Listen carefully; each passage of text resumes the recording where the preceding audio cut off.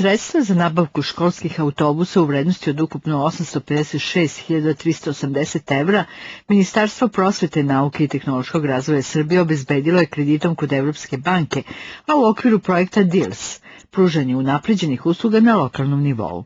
Ministar prosvete je pre 2 dana uručio ključeve predstavnicima 21 opštine. Među dobitnicima je i Paraćin, član opštinskog veća zadužen za obrazovanje Vojkan Ristić o tome kaže.